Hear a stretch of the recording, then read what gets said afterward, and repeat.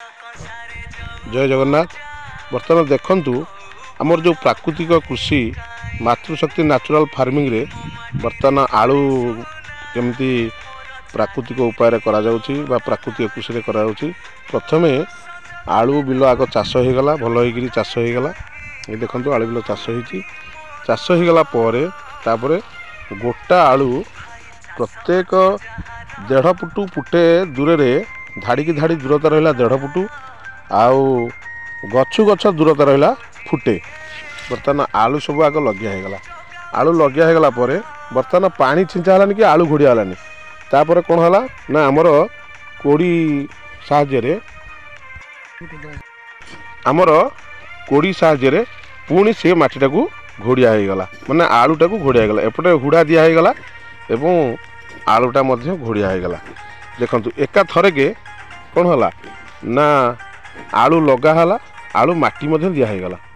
जो आलू लगे है कि आलूटा माटी दिया होगला, ये देखंतु पूरा हुड़ा देखंतु केमि सियार केमि दिया होईची। आरी भितरे पानीटा अल्प अल्प मड़िया होईजिवो।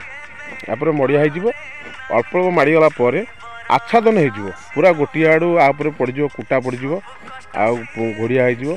बोधे ये आलू सरिया पर्यंत खोला हला पर्यंत बोधे जोड़िए थर पानी दिया होईथिवो कि 3टा थर खंडे पानी लगी कि न लगी से आलू खोला हो ना आधे कौन केमिकाल दिया जीवो ना फर्टिलाइजर जीवो, बिना सार बिना औषध बर्तमान ये चाष करा जीवो। आ ये कौन ना केवल दिया जीवो जीवामृत, बीजामृत, घन जीवामृत, आच्छादन, वाष्पा यही पद्धति रे ये बारंबार चाष होगी। आज बर्तमान माटी बहुत हल्का होती आ बहुत भल होती। तेणु आपण मैंने समस्ते यही आपणातु आउ यही पद्धति रे करंतु। देखंतु धाड़ी की धाड़ी केमती रही आउ गछ केमती रही हुड़ा मध्य केमती होई सब यही पद्धति होची। आ पर कोन हबो ना गोटी आडू आच्छादन करा हिजो।